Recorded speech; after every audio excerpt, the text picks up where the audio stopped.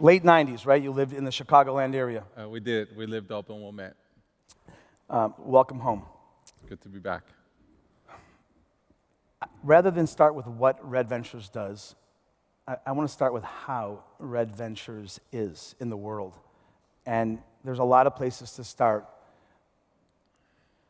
Let's start with a program that you created out of your imagination called Road to Hire. Is that right? What is it? Maybe at a high level, I think we fundamentally believe that our purpose, to go back to Tiffany's talk, is to leave the wood pile higher than we found it. And in life, you're either retrieving wood from the pile or you're adding to the pile. So as we have grown into our skin, so to speak, as a company, we're very driven by places where the system is failing certain groups of people. There's 5.5 million young adults in our country, ages 18 to 24, out of school and out of work. And if you worry about democracy, if you worry about our future, we should be worried about that youth. Because that youth is destined to minimum wage jobs at best. So Road to Hire is our little attempt, because the reality is the ocean cannot be boiled, but we each can do our part. It's basically modeled after German companies. It's an apprenticeship program that we built. Now we're hiring about 20 of these young inner city kids, ages 18 to 24, that are either unemployed or minimum wage jobs, and are training them into $40,000 jobs when they finish.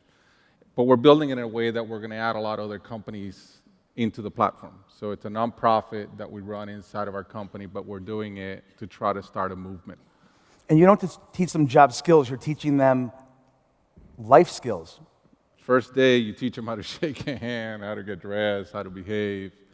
And it is amazing to watch your transformation. And it's hard. Like, it is a high bar. People need to want to be helped. This is not a hand-me-down. This is a hand-up. And that's a big difference. And how did it start? What was the first step towards what is now? How many people have you touched through this program? So we're scaling up really quickly now, probably in the 200 to 300 range. And it started with just an idea. Just an idea. Get in the quarter and the doors will show themselves. I think in nonprofit and in business, you ought to have a strategy, even though in this day and age it changes all the time. But I think if you want to do good in the world, all you need to do is get going. You can change one person, you did your job. You don't have to have a master plan. So one of the things that strikes me about you as a leader, as I said before you came out, is your lack. Ego's a tricky thing. Without ego, it's hard to act and motivate others. But with too much ego, it's the ultimate in detract and it goes the other way. How do you manage? What perspective has brought you to the way you've managed ego and humility in building more than a company, building a culture? It's one big random accident. Like literally, this is the law of odds that the ball bounced this way. I'm reminded. Paul Newman was interviewed, and he was given a similar question about his success. And he said something really interesting that stuck with me and actually became a model for me. And he said something like this: 95% of life is random and luck. So to take any credit for it, it's irresponsible. I believe in my case, from where I came from, it's more like 98%. So I just believe that I've been really, really lucky, and now the key is, how do you run with your luck? How do you accept responsibility for your luck and make that the spirit of how you live? But there must have been something about your upbringing in Puerto Rico when you left. When you left, what was it that you had derived from the experience of being a part of your family that helped create this foundation of who you are? My mother. What about her? She's amazing. She has Alzheimer's now, so she's still amazing. The other day I have 2 teenagers, and she goes in and out of being able to have a conversation. And I went to visit, and I moved him to Charlotte, and I said, "Hey, Mom, I'm really struggling, and I'm not really sure if she's following me or not." And Brad, and she says, raising teenagers is a tug of war. I'm like, "Oh my goodness, she really lost it, right?" It's like, it's like, "Yeah, Mom," and she goes, "It's a tug of war that you eventually must lose, and they must win." Right? And it's that kind of philosophy. If you understand her life story, you understand that she really is. And my dad is great too, but my mom deserves 98% of the credit. One more sentence on her life story. What's a two-sentence version of the essence? I'm just so curious. What made her her that then helped to make you you? My mom always said there's very few things in life are black and white. And I think more than ever in our country, somehow everything has become black and white. And I think on trying to understand the other side of any argument or any perspective, or where someone is coming from, or where the other argument is coming from, I think it's so essential in having a conversation, something that I think we stopped having a while ago. So what do you do for your 14-year-old and your kids are 14 and 16.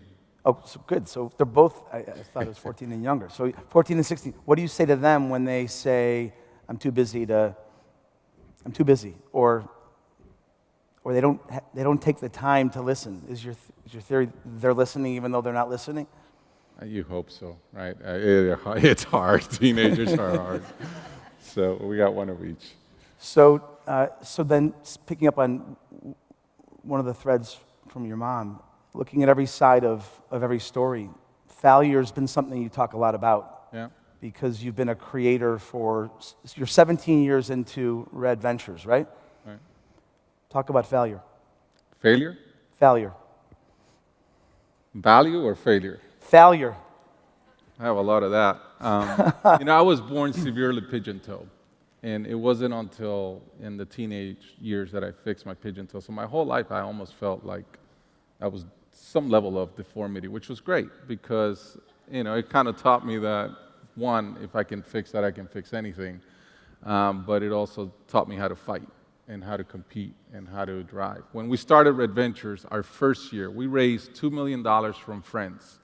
By the end of the first year, we had $200,000 left. By the end of the fourth year, we were back to zero.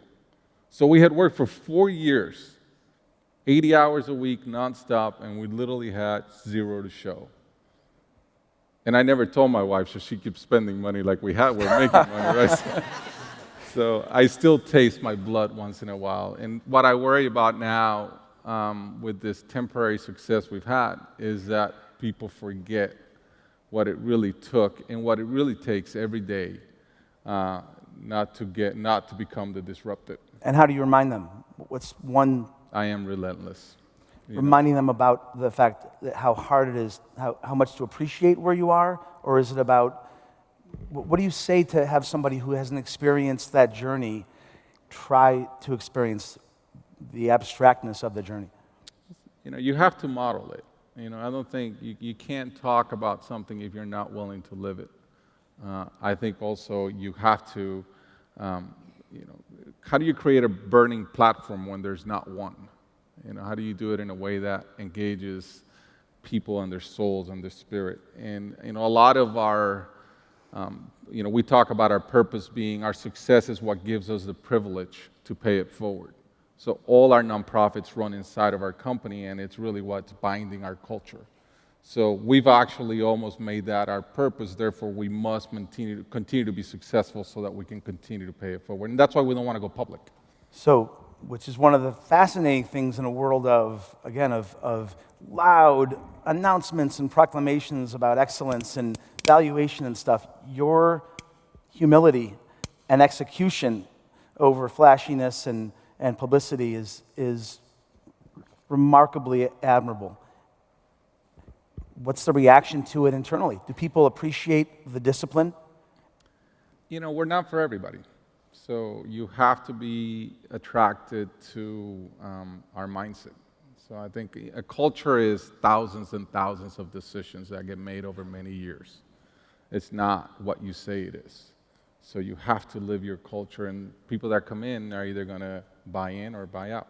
So speaking of the people that come in, what you did on Election Day, again, was so originally brilliant. We talk about the time that you gave people to make sure their voices are heard.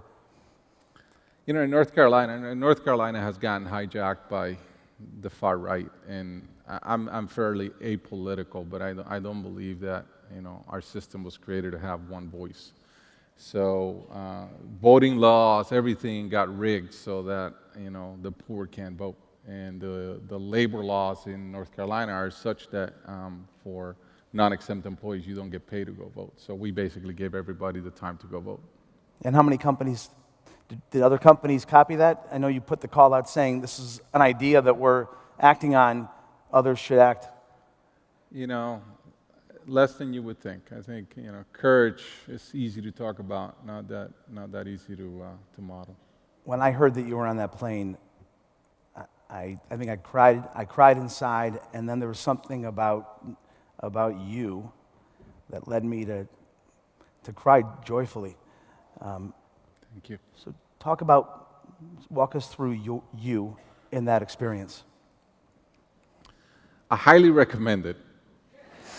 You got to get a guarantee landing. That's the key, right? But you know, think about having 90 seconds where you are 100% certain you're going to die, where you're actually hoping that the plane blows up and doesn't break into pieces, where you're actually choosing the kind of death you prefer. No suffering, so you're not drowning, you're not burning, there's nothing about this that is uncomfortable. And then everybody survives, so you live to talk about it. So, Right? what seat were you in? I was actually in 1D, not 1A, 1D. And 1D is important because I'm the only one who can see the flight attendants. So when we hit the birds, it's a massive explosion. Bam! You know, smoke coming in, engine struggling, clack, clack, clack. And, you know, we were about, 3,500 feet or something. Captain Sullenberg, who is a stud. Now, that guy, no luck. He is the real deal. He turns the plane on a dime, and we're heading back. But I can look at the flight attendants' eyes, and for them, it's like, okay, it's a long day. We got to get back. We hit something. It felt like we were flying.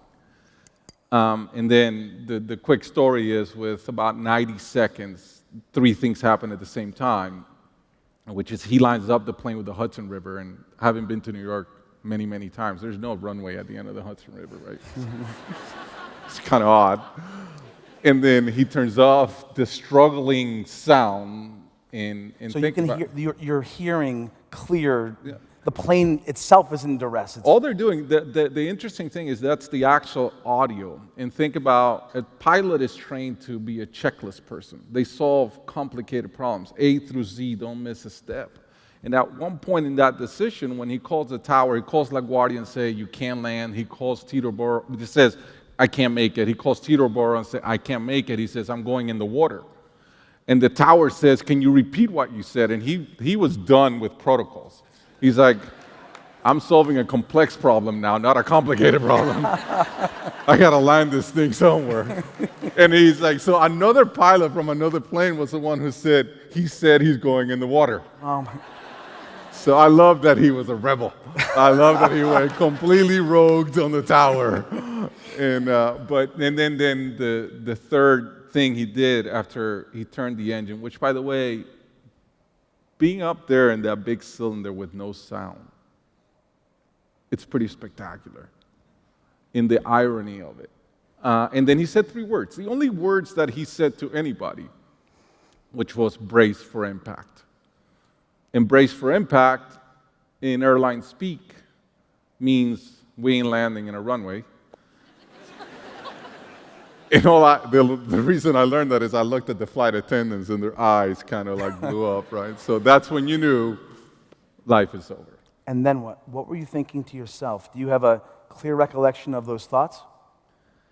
Yeah, I did. You know, I think you go into survival mode, and your adrenaline is rushing, and everything is in hyper mode at that time. Are you bargaining with yourself? If I don't? No, I don't know how religious I can get here, but anyway. We're all friends. Okay. But it's an interesting question. I was raised Catholic coming from Puerto Rico, which most people were, and I'm not a practicing Catholic, but I am very, very spiritual. And I always wonder what would happen if you had a moment to repent as, you're taught in Christianity. I always thought that would be an interesting thing, so I had that moment. And? I didn't. I said, that's being a hypocrite. I'll take all my, humanity with me and all my mistakes, and I just hope, next time I'll do better. So it touches down. Then No, it slams down. There was no touching. what was it like? What was impact like? So, I became clearly obsessed with how in the world this happened, right? Meaning, how do we survive? There's like 17 variables. Any which one of them is a tiny different, and there's no way this lands. I think we landed, and I'm now going by 9 years, but we hit the water at 151 miles an hour. At 153, it trips. At 150, it falls back. The wind was 17 miles an hour. At 15, something happened. At 19, you go through this list, and it's like, and then you need to have a pilot that was a glider that can drop a plane full of gas and people on water at that speed is like cement. And then he lands the tail and he drops the front. And you close your eyes. I remember grabbing my arm and saying, "I love you." No, this was serious. That's not a joke. I'm saying goodbye. You grabbed your own arm. I literally needed to feel my skin. I closed my eyes to say goodbye. And, you get this countdown. If you've flown 10, 9, 8, you see the water coming, right? You're saying goodbye to your life. And I said, "I love you." And I closed my eyes, and we slammed, and we skid a little bit, or a lot. And I opened my eyes, and you're disoriented. We're like, were we upside down? What's going on? And then you realize that somehow he had put that plane down without anything. And you saw his photo. I literally stood next to him 2 hours later at Pier 42 on the Manhattan side, and I went to him, and I went to say thank you. And he said something that now I repeat all the time when someone says thank you to me about something. And he said to me, "I was just doing my job." And you know what? It is humility at its core. And what is missing in our country today is humility. What's amazing to me is that this happened to you. And I mean it. I just bought a lucky ticket. I mean it out of love because you demonstrated humility as a leader, and then the most amazing thing, it's horrible / amazing / miraculous happens to among 150, how many? 154 people? You're one of them. So you went back to work. I flew that night. So this is a cool story. So after they determined that it's not terrorism and everything else, they're like, okay, you want to sleep? There's a hotel room. So many people were from New York, so they stay. You want to take a train, whatever. I go to the flight attendant lady in the hotel. I say, "When's the next flight?" She's like, "Man, this guy got hit in the head or something." And here's the math, or here's the way I thought about it. If the next plane goes down, it is me. God is coming to me, right? It's like, let's get this over with. If it goes down and I survive, Oprah Winfrey and I will be buddies. And if I survive, then I would not let it dominate the rest of my life. Now, my wife, she has all the post-traumatic syndrome, and she wasn't on the plane. And how has it changed you? 9 years. Is it something you think about often? What is it like to be you in the reintegration and then living with that experience? Shortly thereafter, I made a pact with myself. And the pact with myself was that the moment when I die, tonight or in 30 years or whenever that is, I just ask to have a moment of clarity to say, did I make the most out of my second chance? And I live like I'm running out of time. I want to do everything. I don't think of my life as 30 more years. I think of my life as 31 more years. And every year has to be intense and dense and purposeful and engaged. And there's so much you can do if you don't waste time. You've talked about your family. You talk about culture and purpose and being seen and mattering in terms of the culture you've built at Red Ventures. And then you talk about your family at the foundation of it all. Is that what life's all about? You know, we are so insignificant. There's 7 billion people in the world. There's millions of years worth of history. You know, this is so much of it, our brains are not equipped to understand. But what feels right to me is to figure out a way to help others. That is what at its core feels like it's in my nature. And it starts with your family. And then second is your community at work, and then it's your community where you live, and ultimately it's humanity. What do you tell your kids about that experience? You know, clearly it's traumatic to them in their own way, and they were young. My daughter was in kindergarten, my son was in first grade, and you know they have their own recollection. But I tell you nothing more. I remember walking to my daughter's room upstairs that night when I finally got home, and just literally collapsing at the bed of her bed and having a chance to smell her again, right? And I felt like Ghost. You guys remember that movie Ghost, where you're like whatever was his name, is like hanging out. It all was very surreal for a while. And she was crying. She was asleep, in fairness. Yeah, she was. So. Highly recommend it. And has it changed your relationship has it intensified your relationship to spirituality? I know you mentioned spirituality, not religion, but I believe you know something, you're fortunate to know something that a lot of us don't know. So you've got a gift. So how has it changed your relationship to philosophy or spirituality or presence, conscious presence? Somehow in our evolution, we develop something that doesn't allow us to really face the fact that this all will end for all of us. And somehow we tend to know it, but not really live it. An experience like that basically is a real recognition that this will change. And it can change in an instant, but it's change. It will change. And this is finite. And we are running out of time. And if you have somebody that you owe an apology to, don't wait. If you have somebody that you haven't said you love him enough, don't wait. If you have something you must do, visit, try, taste, don't wait. Because when it's too late, it's too late. And I say all the time that I collect bad wines. That's one of my favorite sayings. And people are like, oh, that's really weird. And the point is, I drink all my good ones.